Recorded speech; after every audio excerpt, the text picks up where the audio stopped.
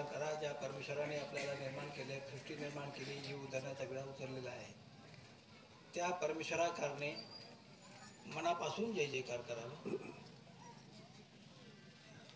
श्री गोपाल कृष्ण महाराज की जय. श्री चक्रपाणी महाराज की जय. श्री गोविंद प्रभु महाराज की जय. सर्वज्ञ श्री चक्रधर स्वामी की जय. अंबाळीचे बाबा की जय.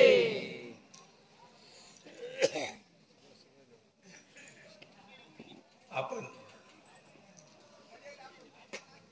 श्री दत्तात्रय प्रभूच्या चरण स्पर्शाने पवित्र झालेला हा परिसर,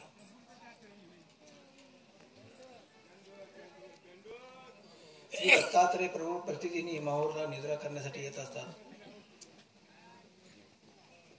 आणि त्यांच्या या पवित्र स्थानाला वंदन करण्यासाठी 12 खांडी निर्माण केलेले आहेत. आणि अशा या पवित्र भूमीवर हा रोट उपहाराचा कार्यक्रम होत आहे. अंतर्गत संन्या दीक्षाविधी वगैरे पंचावतार उपहार वगैरे कार्यक्रम होत आहे. दरवर्षी रोट उपहारासाठी आपण हजर होत असता, मोठ्या उत्साहाने सहकार्य करत असता. याही वर्षी आपण उत्साहाने आलेले आहात. आजच्या या कार्यक्रमाचे ज्यांनी आत्ताच आपल्या अधिकारवाणीतून प्रबोधन केलं आणि परमेश्वराच्या खावणीला एका जीवाला पात्र केलं, असे परमपूज्य पटाधी श्रीमंत श्री वसमतचे बाबा ज्यांनी आत्ताच प्रबोधन केलं, असे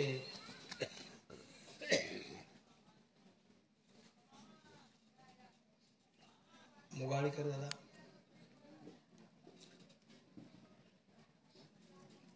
परमपूज्य विजयराज शास्त्री,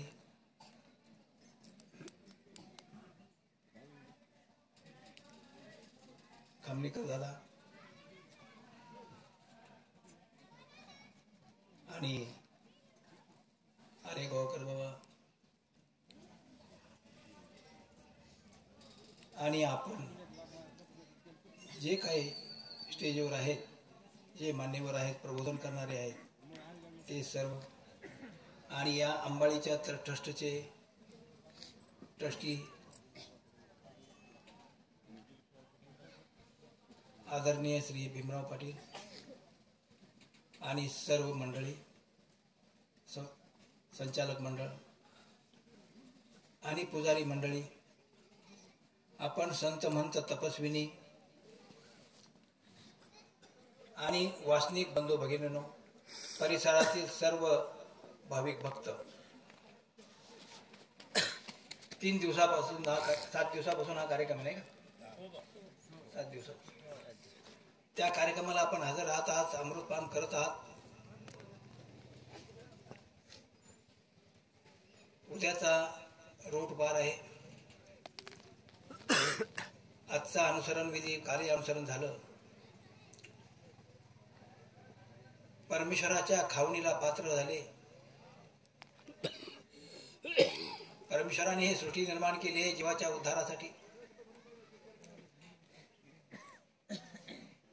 जीवाचा उद्धार करण्यासाठी हे जग निर्माण केलेलं आहे.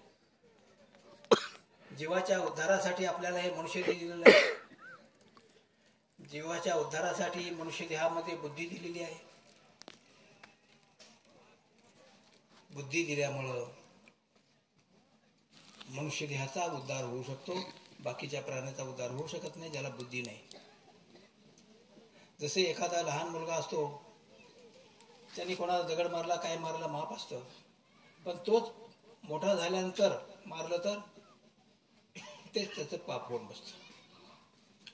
मुलगा तोच असतो, पण समज आली त्याला, मग पहिली क्रिया अज्ञानानं केली, दुसरी क्रिया समजून केली.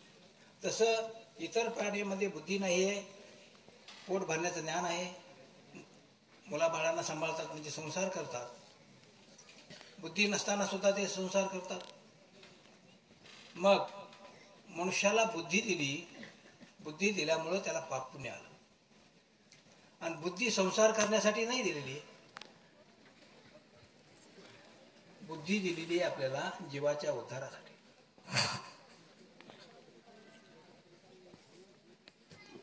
आणि त्या जीवाचं ज्ञान होणं आवश्यक आहे.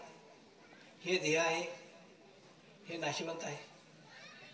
ह्या देहाला आपण किती सांभाळलं, किती काही केले, मनुष्याची हाव असते की आपण श्रीमंत झाल्यानंतर आपण सुखी होऊ. परंतु विचार करा, तुम्हाला किती पैसे मिळाल्यानंतर तुमचं म्हातारपण रोखलं गेलं?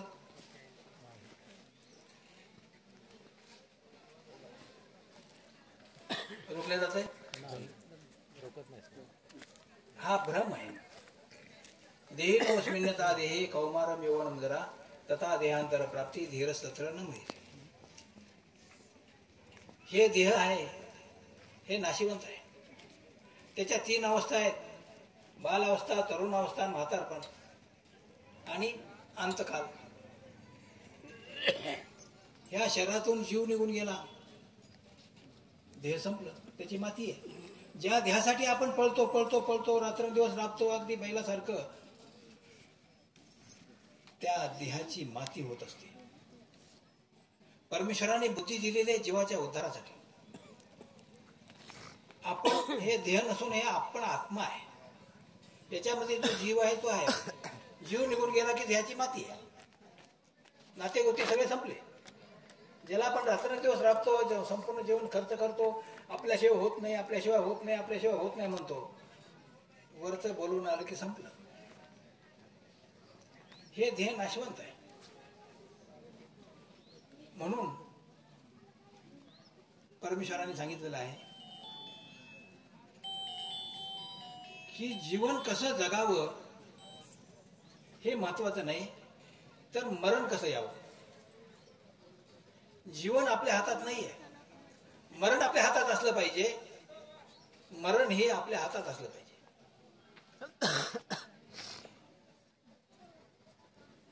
भगवंत म्हणतात, यम यम वापी स्मरण भाव त्याच्यात्यंत कलेवरम. अंतकाली जो ज्या भावाचं स्मरण आठवण करत जाईल तो त्या गतीला जातो. आपण प्रपंचामध्येच राहिलो, मरेपर्यंत प्रपंचात राहिलो, प्रपंचाचा मोह सुटला नाही. त्याची ममता असते, मुलाबाळाची ममता असते, बाकीची ममता असते, ते ममता सुटत नाही.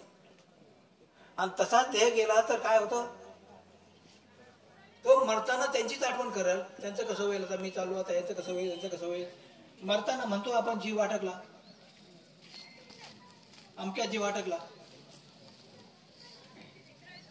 म्हणजे त्याच्यात त्याची ममता असते.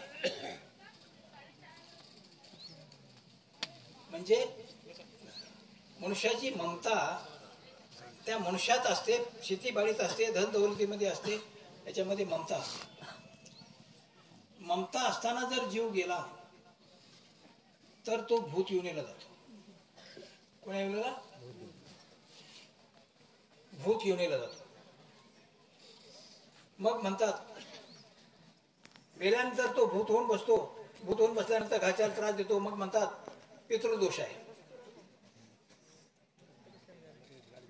मग त्याला देवदुरुषा करून हे करतात आणि शेतात बसवतात. एखादं मंदिर बांधून देतात, थडं बांधतात, तिथं बसवतात. म्हणजे त्याला तिथं बांधून टाकतात. म्हणजे आत्मत्व असलं तर मरेपर्यंत जर आपण आत्मत्व सोडलं नाही तर ही गती होते. देवदेवताची भक्ती करीत तो गेला तर तो त्या गतीत जातो. अंतकालेचे मामेव स्मरण मुक्त्वा कलेवर.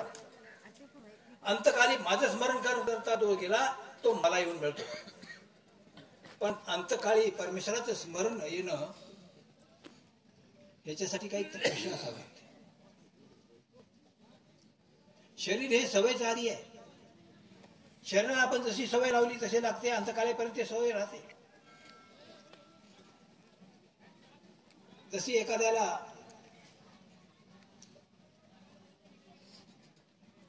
व्यायाम करायची सवय असते, ते शरीर ताकदवान बनतं. एखाद्याला बसून राहायची सवय असली, व्यायामच नाही, ते शरीर कापसाच्या बोतासारखे सगळी बिमारी. तसंच एखाद्याला अभ्यास करायची सवय असली, लहानपणीपासून तुम्ही शाळेत टाकता मुलाला, तो अभ्यास करतो, त्याचा मेंदू सतेज होतो.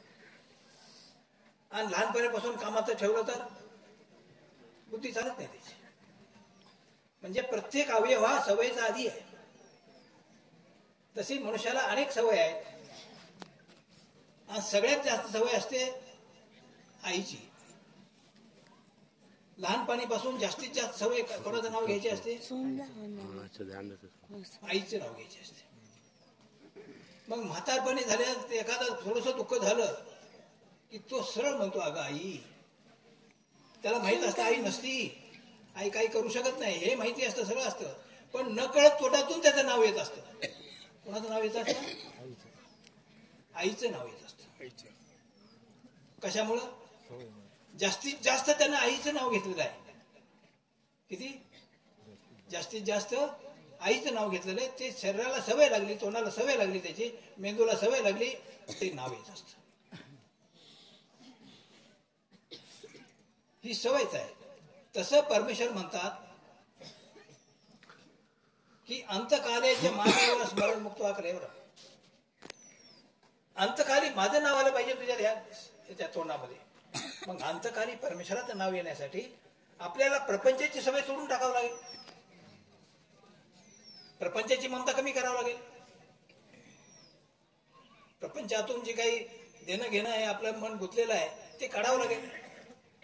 आणि परमेश्वराच्या नामस्मरणामध्ये आपली सवय लावावं लागेल. रात्रंदिवस नामस्मरण केलं, पण ही सवय बदलती कधी? आपले सर्व अवयव युक्त आहेत तोपर्यंत. काय? आपले सर्व अवयव युक्त आहेत तोपर्यंत बदलते. म्हणून 56ची मर्यादा सांगितलेली.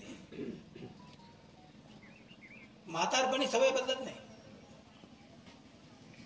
स्वामींनी इंद्रवनाचा दृष्टांत सांगितलेला आहे. इंद्रवन तुम्हाला माहित असेल, कडू फळ असतं, वेल असतो त्याचा.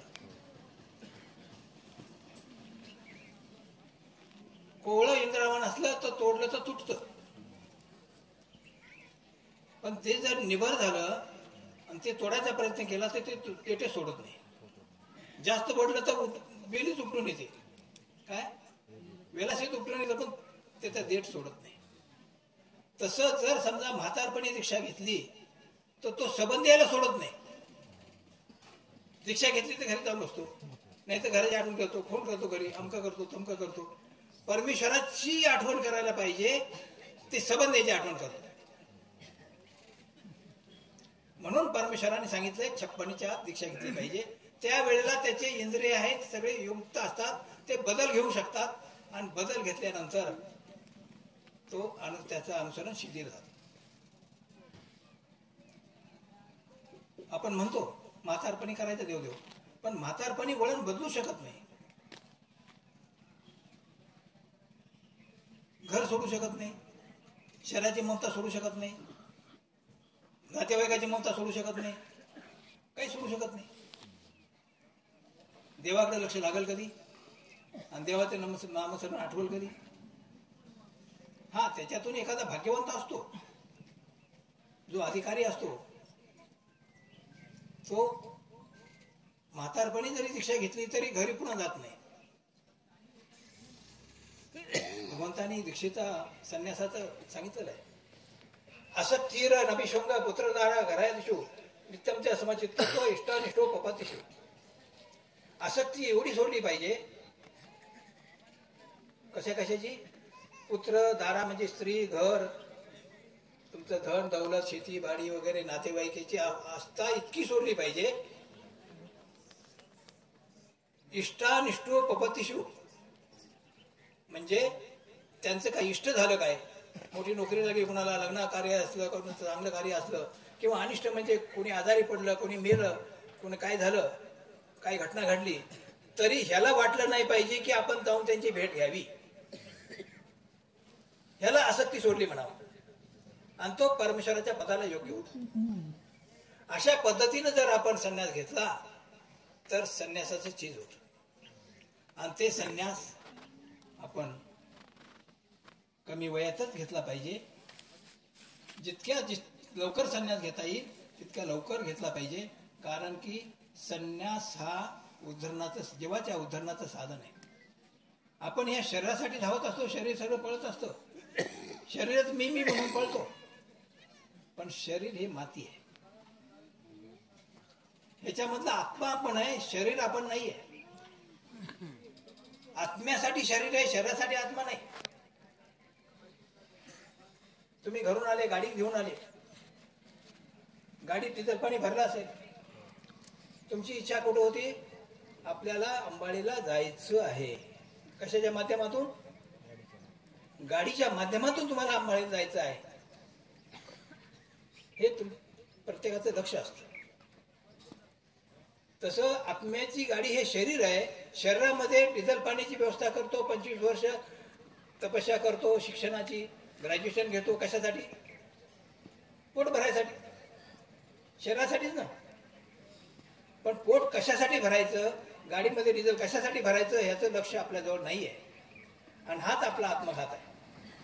आपण आपलीच ओळख करून घेतली नाही. मी शरीर म्हणून आपण पळतो, आणि आपण जो आत्मा आहे त्या आत्म्याचा घात करतो.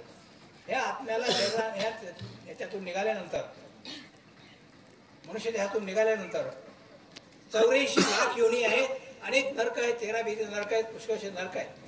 पहिलं वक्त्यांनी सांगितलं. ह्या सगळ्या योनीतून त्याला भटकावं लागतं. तुमच्या समोर कुत्रे आहेत, मांजरे आहेत, आहे त्यांना सुख? कोणी दगड मारताय, कोणी काय करताय, खायला मिळत नाही, इकडे गल्ली फिरताय, इकडे फिरताय. आजारी पडलं कोणी पाहताय त्यांना? आहे डॉक्टर? झाड आहे, झाडाच्या जन्माला गेला, उन्हातानाचं थंडीचं आहे का त्याला काही संरक्षण? कोणी तोडताय, कोणी काय करताय, कोणी काय करताय. असे जे जन्म आहेत ते 84 लाख योनी आहेत. किती आहेत? अब्जोवधी वर्ष त्याच्यात पडावं लागेल, नंतर मनुष्य द्यायची पाळी येईल. एका ह्याच्यामध्ये एकच वेळ संधी आहे परमेश्वराची. आपल्याला जे ज्ञान मिळालेलं आहे ते पुन्हा पुन्हा मिळत नाही. या सृष्टीमध्ये एकाच वेळेला ज्ञान मिळत असतं. पुन्हा जरी मनुष्य जन्म आला, ही सृष्टी किती वर्षाची आहे माहिती आहे? 60 लाख. सृष्टी रचना केल्यानंतर सगळ्या जीवाला ज्ञान दिल्याशिवाय सृष्टी संवार होत नाही. 60 लक्ष वर्षाची चौकडी आहे. चौकडी म्हणजे कृतयुग, त्रेतायुग, द्वापारयुग आणि कलियुग, हे 60 लक्ष वर्षाचे. अशा अनंत चौकड्या जातात त्या सृष्टीमध्ये. त्यावेळेला सृष्टी संहार होतो. पण तोपर्यंत एकच चान्स आहे, एक वेळ ज्ञान दिलं, एक वेळ तुम्ही परमेश्वर धर्मात आले, तुम्ही नाही अनुसरले, प्रमादी झाले, चालले वाद, मग पुढच्या सृष्टी अब्जोवधी वर्षी पुन्हा पडावं लागणार आहे. त्या दृष्टीनं जीवाच्या उद्धारासाठी परमेश्वर अवतार घेतात. जीवाच्या उद्धारासाठी श्री चक्रस्वामींनी सुद्धा अवतार घेतला. राजवैभव सोडलं, त्यांनी संन्यासाचं करून दाखवलं. आपण जीव असे अधम आहे. संन्यास घ्या म्हणतात, पण संन्यास, घर सोडायचं किती कठीण आहे, कसं घर सोडावं हे त्यांना काय माहिती, आम्हाला माहिती आहे. तुम्ही तर बाळभिक्षू काय घरी येऊन आले. प्रपंच कसा सोडावा कठीण असतं, पण स्वामींनी ते करून दाखवलं. सर्वज्ञ श्री चक्रस्वामी भरवसून निघालं. त्यावेळेला राज्य घरात होतं, राजे होते ते. लहान मुलगा होता, तरुण राणी होती, आई वडील म्हातारे झाले होते. अशा परिस्थितीत रामयात्रेचं निमित्त केलं. खरं बोलले का? मी सोडून चालू तुम्हाला म्हणले का? काय सांगितलं? रामयात्रेला जायचं पाहिजे. नाही पाठवू लागले. एक एक पदार्थ स्नान वर्ज केलं, एकही पदार्थ वर्ज्य केला, मिष्टान्न वर्ज्य केले, ताक भाताचे आरोनासी कर. श्रीमूर्ती कृष्ण झाली. मग आई वडिलाला कणवाली, जाऊ द्या म्हणे. मग निघाल्यानंतर रुद्रपूरला गोविंदप्रभूची भेट झाली. ज्ञानशक्ती स्वीकार केली आणि ज्ञान झाल्यानंतर वैराग्य उत्पन्न करावं. वैराग्य कसं करायचं हे सुद्धा करून दाखवलं स्वामी. एक सोडाकटी परची, एक तरी मोठी, हातात भिक्षा मागायचे, पायात चप्पल नाही, काट्या बोराट्या वृत्ती, रक्त निघायचं अंगावर, कधी घेतलं नाही. कोणासाठी? जीवाच्या उद्धारासाठी परमेश्वराने आचार करून दाखवला की हे पहा, असाच आचार करावा लागतो. पुन्हा घरी गेले का?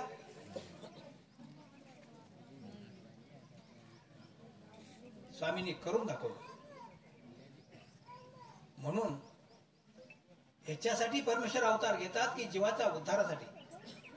आपण देहाच्या उद्धारासाठी पाहतो, पण देह तर नाशिवंत आहे. एक दिवस जातो, माती करून टाकतो देह.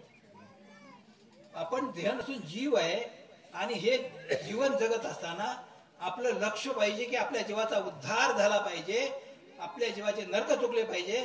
नरकच नाही, तुम्ही जर एकनिष्ठ परमेश्वराची भक्ती केली तर तुमच्या प्रपंचात सुद्धा शांती मिळेल, संकट दूर होतील, इच्छा पूर्ण होतील, बाकीचे कोणतंच होणार नाही आणि पुढचा सुद्धा आपल्याला मार्ग मिळेल. म्हणून आपल्या जीवनामध्ये आपण काय करावं आणि नेमकं काय करतो आपण, आपल्याला स्वतःला फसवतोय का, हे सुद्धा अंतर्मुख होऊन आपण विचार केला पाहिजे. दुसऱ्याला कोणी फसवत नाही. आत्मेव ह्यात्मनो बंधू आत्मेव रिपुरात्मना. परमेश्वर म्हणतात कोणी कुणाचा शत्रू नाही, कोणी कुणाचा मित्र नाही. आपणच आपले शत्रू आहे. आपण आपल्या जीवाला नरकाला नेलं, कोण कुणाचा शत्रू आहे? आपणच शत्रू आहे. आपलं शत्रुत्व ते मित्रत्व बना. आपण आत्म्याचे मित्र बना, आपण स्वतःचे मित्र बना. आत्मा म्हणजे आपण आहे. आणि त्याच्यासाठी आपल्या जीवनामध्ये आपण नेमकं काय करायचं, परमेश्वराने हे मनुष्य दिलेलं आहे.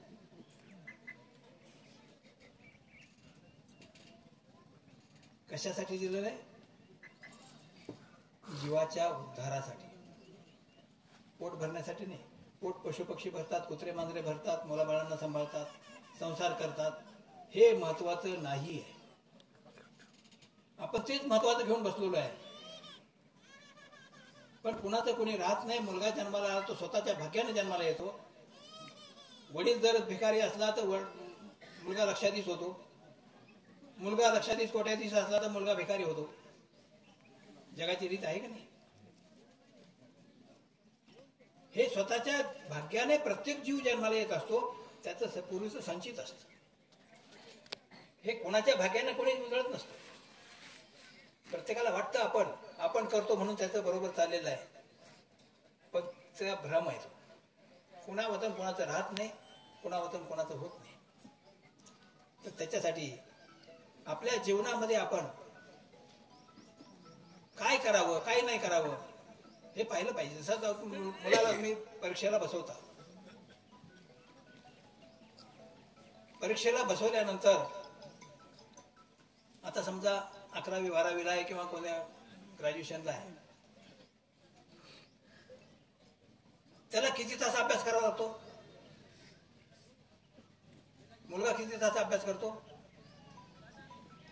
का? 2 तास, 3 तास.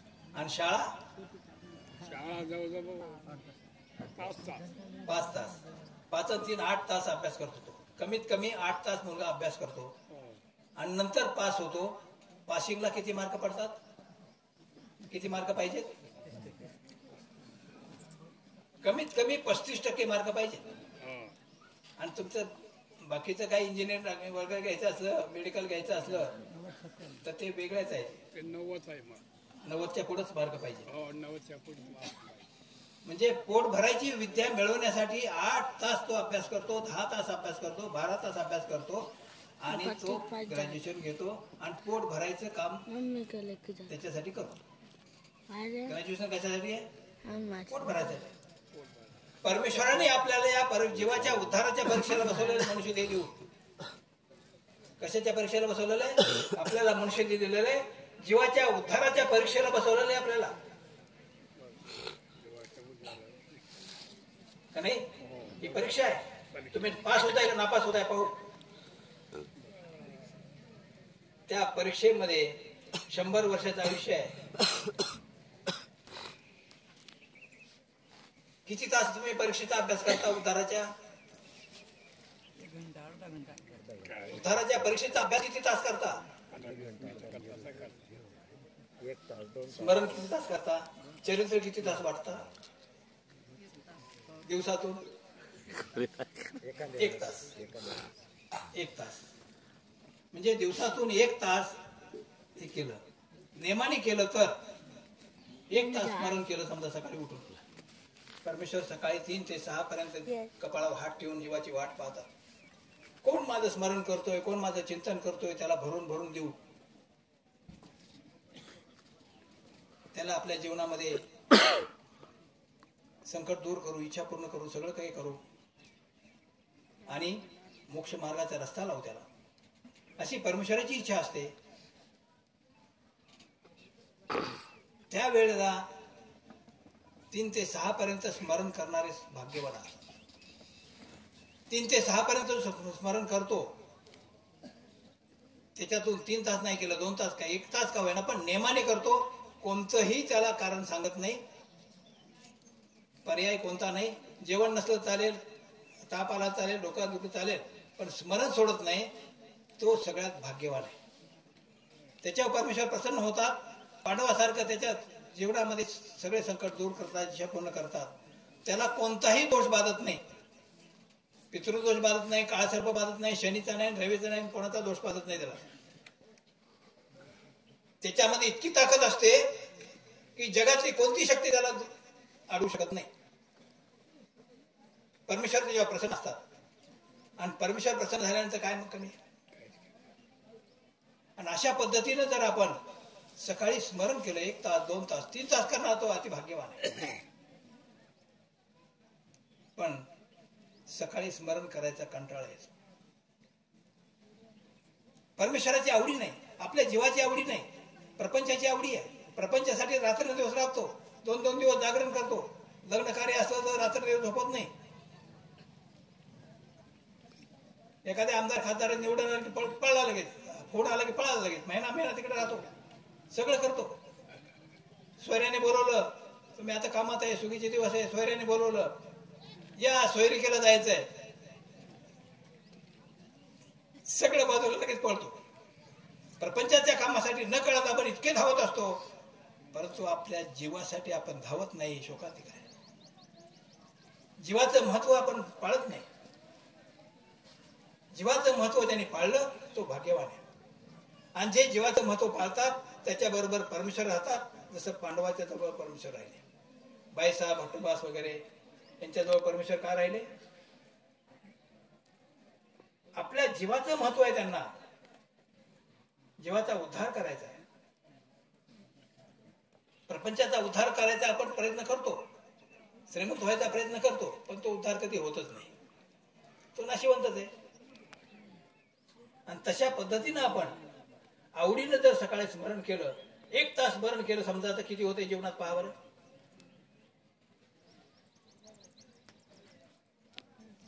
चोवीस तासात 1 तास होय ना. 24 वर्षात 1 वर्ष, 48 वर्षात 2 वर्ष, 96 वर्षात 4 वर्ष, म्हणजे 96 वर्ष त्यांनी स्मरण केलं तर 4% गुण मिळतात. परीक्षेला बसले तुम्ही उद्धाराच्या जीवाच्या, किती गुण मिळाले? 4%. ते बी पहिले 10-20 वर्ष बालपणात जातात, बाकीचे जातात, ते भाग वेगळा. पण 100 वर्ष जर तुम्ही स्मरण केलं तर 4% गुण मिळतात. कसं जीवाचा उद्धार होईल? आणि तेवढं करायला तयार नाही, आणि वरून म्हणतो मी एवढा देव करतो, देव मला सहाय्य करत नाही. अरे ज्याच्यासाठी परमेश्वराने मनुष्य दिलेलं आहे त्याच्यासाठी निदान 2-4 तास तरी लावा. आपल्या जीवनामध्ये आपण काम किती करतो? 8 तासाच्या वर कोणी काम करत नाही. करतं का? नाही, 6 तास. 8 तास काम केलं, झोपेत गेले 6 तास, 14 गेले तास. किती झाले? 14. 14 तास 14 झाला. है ना. हो. 2 तास जेवण खाण्यात गेले, आंघोळ करण्यात गेले, 16 तास. 16 तास. 8 तास रिकामे आहेत ना तुमच्याकडं. तुम्ही मोबाईल पाहता, गप्पा गोष्टी करता, इकडे तिकडे करता, सोयऱ्याचे बोलता, अमक्याशी बोलता, मित्राशी बोलता, इकडे तिकडे गप्पा करता. अरे तेवढा टाइम जर तुम्ही परमेश्वराचे चरित्र वाचा, नामस्मरण करा, अभ्यास करा, आपल्या जीवनाचा अर्थ काय आहे हे जर समजून घेतलं तर तुमच्यासारखा भाग्यवान कोणीच राहणार नाही. लक्षात ठेवा. वेळच नाही म्हणतो, वेळच नाही म्हणतो. नाही म्हणता लबाड बोलतो. प्रपंचामध्ये थोडस काय झालं की लगेच पळतो. हे न कळत आपण अज्ञानपणा आहे आपला. तुमची चूक नाही, ते अज्ञानपणा आहे. तर अज्ञानपणा दूर करण्यासाठी अभ्यास करा, माहिती करून घ्या नेमकं काय. ब्रह्मविद्याचा सूत्रपाठाचा अभ्यास करा. म्हातारपणी अभ्यास होत नाही. 30 वर्षापर्यंतच अभ्यास जास्त होतो. 40 वर्षाच्या पुढे अभ्यास होत नाही, स्मरणशक्ती निघून जाते. तुम्ही किती पाठ करून म्हटलं तर होत नाही. आपला भ्रम असतो की आपण म्हातारपणी करू म्हणतो, पण म्हातारपणी स्मरणशक्ती राहत नाही, त्यावेळेला अभ्यास होत नाही. अभ्यास हा लहानपणीच करायचा असतो. ज्या वेळेला शाळेचा अभ्यास असतो त्यावेळेला त्याच्या बरोबर तो अभ्यास सुद्धा असणं आवश्यक आहे. आपल्या जीवनाचा अभ्यास असला पाहिजे. पोटभराचा अभ्यास शाळेचा आहे आणि आपल्या जीवाचा अभ्यास त्याच्याकडे लक्ष कोणी द्यायचं. तो अभ्यास सुद्धा त्यावेळेला असणं आवश्यक आहे. म्हणून अभ्यास करा, माहिती करून घ्या, भगवद्गीता वाचा, सूत्रपाठात पाठ करा. ह्याच वयात पाठ करा. म्हातारपणी पाठ होत नाही. आणि आपल्या जीवनाचा अर्थ समजून घ्या. आपलं हे जीवन कशासाठी आहे? जीवन पोट भरण्यासाठी आपलं जीवन नाही आहे. हे समजून घ्या. आणि हे समजल्यानंतर तुम्हाला समजेल की आपलं आतापर्यंत जीवन व्यर्थ गेलं. आपण आता त्याच्यासाठी लहान मुलांना संस्कार द्या. तुम्ही मुलांना कोट्यावधी रुपये मिळवून दिले त्याचं तुम्हाला काही गोंड नाही, तुमच्यासाठी काही फायदा नाही. पण तुम्ही जेव्हा त्या मुलाला जर संस्कार दिले लहानपणी, तो जर उपदेश घेऊन नामस्मरण करू लागला, सगळं करू लागला, संस्कार वागू लागला, तर जन्मभर त्यांनी केलेलं त्यांना तर पुण्य मिळणारच आहे. पण त्यांचं 100% कमिशन तुम्हाला मिळणार आहे. मुलांना वळण लावणं, मुलींना वळण लावणं हे महत्वाचं आहे. पुष्कळ ठिकाणी पाहतो मी, मुलींना उपदेश देत नाहीत. ती कुणाच्या घरी जाणार आहे? अरे तुमच्या घरी जन्माला आली, परमेश्वराचं काहीतरी तिचं भाग्य म्हणून जन्माला आली, आणि तुम्ही त्याला दूर लोटा परमेश्वरापासून. कशासाठी? नासुकल्या संसारासाठी. तिला जर तुम्ही लहानपणी उपदेश दिला, 8व्या वर्षी उपदेश दिला, आणि 10 वर्ष तिनं 18 वर्षाविषयी लग्न होत नाही, 10 वर्ष जर तिनं नामस्मरण केलं, अभ्यास केला, वाया जाईल का तिचं? तिचं परमेश्वराजवळ डिपॉझिट होईल. ज्या घरी जायचे घर उपदेशी करायची ताकद तिच्यामध्ये येईल. आणि घरी जरी गेली तरी, आणि त्या मुलीला उपदेश नाही दिला तर ते घर कधीच उपदेशी होत नाही, आणि ते जन्मभर तिला तसंच खितपत पडावं लागतं. परंतु मुलीला उपदेश देणं हे महत्वाचं नाही, मुलीला समजावून सांगणं महत्वाचं आहे. जसं आता ग्रॅज्युएशन जरी झालं तर नोकरी करायची असल्यावर ट्रेनिंग द्यावं लागते का नाही? हो, ट्रेनिंग द्यावं लागतं. शिक्षक व्हायचं असलं तर बीएड करावं लागतं. कशासाठी? नोकरी कशी करायची. तसं त्या मुलीला ह्याच्यापेक्षा दिव्याची नोकरी आहे. आपल्या घरातून जाते ते दुसऱ्याच्या घरात त्यांचे मन जिंकायचे, ही साधी गोष्ट नाही. सगळ्याला अनुभव आहे. पण ते कसे मन जिंकायची, तिथं जाऊन काय करायचं ह्याचं ट्रेनिंग हे दिलं पाहिजे. आणि ते ट्रेनिंग देणं महत्वाचं आहे, अभ्यास देणं महत्वाचं आहे. आणि तो अभ्यास सुद्धा तुम्ही संस्कार दिले पाहिजे. त्याच्यासाठी तुम्हाला ज्ञान पाहिजे, त्याला संस्कार कसे द्यायचे, मुलाला वळण कसं लावायचं, मुलाला वळण कसं लावायचं, हे लहानपणी त्याच्यावर आपलेच लक्ष पाहिजे. शिक्षणात लक्ष असते. लाखो रुपये खर्च करून कोठ्याला पाठवता, इकडे पाठवता, ट्युशनला पाठवता, ट्युशनला लक्ष देता की आपलं पास झाला पाहिजे. आणि तेवढ्यापेक्षा त्याच्यापेक्षा जास्त लक्ष संस्काराकडे दिलं गेलं पाहिजे, तर तुम्ही जिंकले. तुम्हाला म्हातारपणी झोप येईल चांगली, म्हातारपणी तुम्हाला सुखात वागलं. आणि कुठली शिकवला तुम्ही आणि त्याला संस्कार नसले तर म्हातारपणी म्हणाल जा तुम्ही, वृद्धाश्रमाला तुमची वाट आहे. ते बी चांगलं आहे म्हणा, दीक्षा घ्यायला लवकर पडत. पण विचार करा, आपण कोणत्या रस्त्याने चालू आहे? परमेश्वराचे धर्म आहे, परमेश्वराचे भक्त आहोत आपण, राजकुमार आहोत. राजकुमाराच्या दृष्टीने आपल्या जीवनामध्ये आपलं राजकुमारत्व आलं पाहिजे. निधड्या छातीने आपण समाजामध्ये जगलं पाहिजे. सन्मानानं आपण आत्मविश्वासानं जगलं पाहिजे. समाजामध्ये सांगता आलं पाहिजे आपल्याला आपला धर्म श्रेष्ठ आहे, परमेश्वराचा धर्म आहे, तुम्हाला माहित आहे. पण तुम्ही 4 लोकांना ठामपणे सांगता आलं पाहिजे की आमचा धर्म सत्य कसा आहे. तुम्ही सगळे सुशिक्षित आहात, आत्मविश्वासाने जगण्याची ताकद तुमच्यामध्ये आहे. ती ताकद तुमच्यामध्ये आली पाहिजे. त्याच्यासाठी अभ्यास करा. दुपारी इकडे टीव्ही पाहता, बाकीचं पाहता, त्याच्यापेक्षा गप्पा गोष्टी करता, त्याच्यापेक्षा अभ्यास करा. माहिती करून घ्या आपला धर्म काय आहे. आणि हे माहिती होण्यासाठी, मुलांना संस्कार लागण्यासाठी, तुम्ही संस्कार देऊ शकत नाही म्हणून मुलांना संस्कार लागण्यासाठी आम्ही शिबिर घेत असतो. बाल संस्कार शिबिर मुलांचं, मोठ्या माणसाचं सुद्धा घेत असतो, महिलांचं सुद्धा घेत असतो. का की मोठे माणसं मुलाला शिबिराला येऊ देत नाहीत. तुझा अभ्यास बुडेल म्हणतात, तुझा अमक होईल म्हणतात, तुझं ट्युशन बुडेल म्हणतात. आणि ट्युशन लावून तो जर हे झाला, तो जर दारू प्यायला लागला उद्या, काय ट्युशनचा फायदा आहे तुमचा? त्याच्यापेक्षा ट्युशन 5 दिवस बुडवून ते लावलं पाहिजे, शिबिराला पाठवलं पाहिजे. आणि शिबिरातून जो मुलगा आला त्याचं जे वर्तन आहे ते सगळ्या मुलापेक्षा वेगळं राहतं. तो जन्मभर कधी दारू पिणार नाही, वाईट गोष्टीला होणार नाही आणि स्वतःच्या पायावर उभा राहून दुसऱ्याला सुद्धा आधार देतो. ही त्याच्यामध्ये ताकद आहे. आणि त्याच्यासाठी शिबिरामध्ये सगळ्यांनी शिबिराला पाठवा. जर तुमच्या मुलाला जर संस्कार द्यायचे असले, चांगल्या वाटून द्यायचं असलं तर शिबिराला पाठवा. मुलींना सुद्धा शिबिराला पाठवा. मुलींना आम्ही शिबिरामध्ये माहिती तर देतो, पण त्या घरी गेल्यानंतर, कोण्या घरी गेल्यानंतर कसं वागायचं हे सुद्धा ट्रेनिंग देत असतो शिबिरामध्ये. शिबिरात मधल्या हजारो मुलींनी उपदेश घेतला. एका मुलीची आजपर्यंत तक्रार आली नाही. 1-2 वर्षात सगळे घर उपदेशी झालेले. आताच परवा शेंदुर्णीची एक मुलगी होती, ती 2-3 शिबिर केले, तिनं उपदेशी घेतला होता, स्मरण करत होती. ती चोपड्याला दिली. 2 वर्ष झालं लग्न हो. 2 वर्षात 30 घर उपदेशी केले. त्यांचं घर तो उपदेशी केलं, 30 घर उपदेशी केले आणि सत्संग चालवते. मुलीमध्ये ताकद फार मोठी आहे, पण ती ताकद तुम्ही दाबून दाबून ठेवता. त्याला दाबून, तुला कशाला पाहिजे, तुला कशाला पाहिजे, तुला कशाला, तू त्याला दुसऱ्याच्या घरी जाणार आहे तू, म्हणून तिला दाबून दाबून ठेवता. तिला बोलायची हिंमतच होत नाही. सत्य बोलायची, आत्मविश्वास वाढवण्याची ताकद तुमच्यामध्ये तुम्ही त्याला दिली पाहिजे, मुलीला, मुलांना.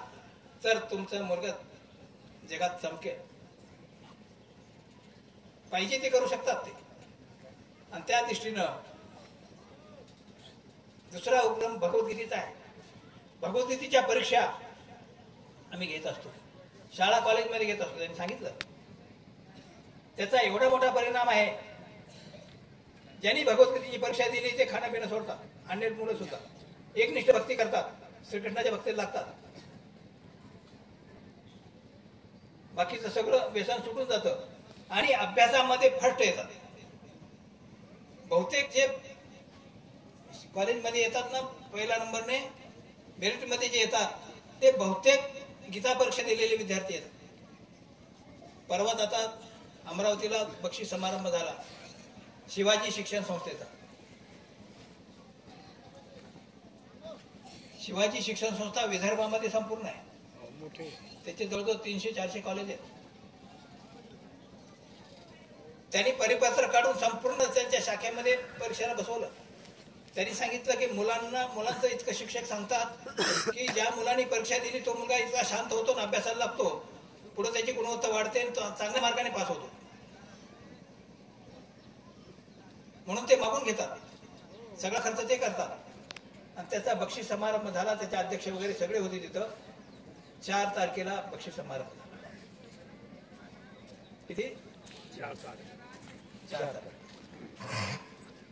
सांगायचा हेतू हाच की आपण परमेश्वराचे भक्त आहोत. आपल्या जीवनामध्ये आपण कशा पद्धतीनं पुढे जायचं आहे आणि आपल्या कुटुंबाला कशा पद्धतीने पुढे न्यायचं आहे. आपलं कुटुंब सदाचारी राहिलं पाहिजे, आपले मुलं सुद्धा सदाचारी राहिलं पाहिजे, मुलींनी सुद्धा तिथं नाव कमवलं पाहिजे. असं जर तुम्हाला वाटत असलं तर त्याला संस्कार द्यायला विसरू नका. आणि गावोगावी सत्संग सुरू करा. तुम्हाला सुद्धा ज्ञान झालं पाहिजे. तुम्हाला ती परमेश्वरासाठी वेळ देण्याची सवय लागली पाहिजे. आता इथं तुम्ही वेळ काढून आले, तसे 8 दिवसातून 1 दिवस प्रत्येक गावामध्ये सत्संग सुरू झाला पाहिजे. तिकडे सगळ्या विदर्भामध्ये सगळ्या गावात सत्संग आहे, खानदेशामध्ये सगळ्या गावात सत्संग आहे, प्रत्येक गावात सत्संग आहे. सतीश दादा पाहतात तिकडे. आणि जिथं सत्संग चालू आहे तिथं कार्यक्रम, आपल्या पंथाचे कार्यक्रम होतात. जिथं सत्संग चालू नाही तिथं कार्यक्रम होत नाही का नाही? हो. हा, म्हणजे त्या भागात नाशिक पासून खानदेश संपूर्ण, विदर्भ संपूर्ण हे सगळे सत्संग चालू आहेत. मराठवाड्यामध्ये सत्संग आहेत काही ठिकाणी, आता परभणीला आहे, बाकीच्या ठिकाणी गंगाखेड वगैरे या भागात आहे. बाबांचा भाग आहे, त्यांनी ते चालू ठेवलेलं आहे. परंतु नांदेड जिल्ह्यात कमी आहे. नांदेडला सत्संग चालू आहे, पण बाकीच्या खेडेगावात जे सत्संग आहेत ते काही गावात आहेत, काही गावात नाहीत आहे. तरी प्रत्येक गावात सत्संग सुरू झाले पाहिजे. आणि सत्संगाला वेळ काढून, जशी कोर्टाची तारीख त्याच्यापेक्षा महत्वाचं समजून सत्संगाला 4 गावातून असलं तरी हजर राहिलं पाहिजे.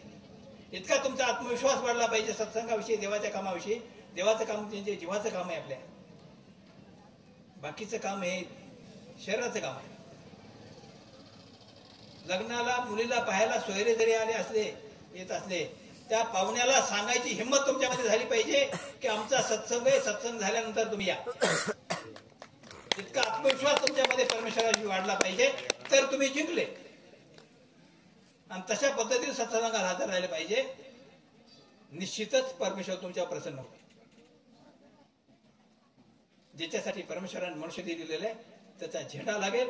आणि अंतकालेचे मामेव स्मरण मुक्त कलेवरम, असं जर तुमचा वेच लागला परमेश्वराचा, परमेश्वराविषयी तुमचं आत्मत्व धरलं, तर अंतकाली कुणाचं नाव येईल? परमेश्वराचं नाव येईल. जिंकले तुम्ही. म्हणून मरण तुमच्या हातात आहे, जीवन तुमच्या हातात नाहीये. मरण कसं मरावं हे तुम्ही समजलं पाहिजे. आणि त्या दृष्टीनं आपण आजचे हे दीक्षार्थी आहेत. किती वाजले?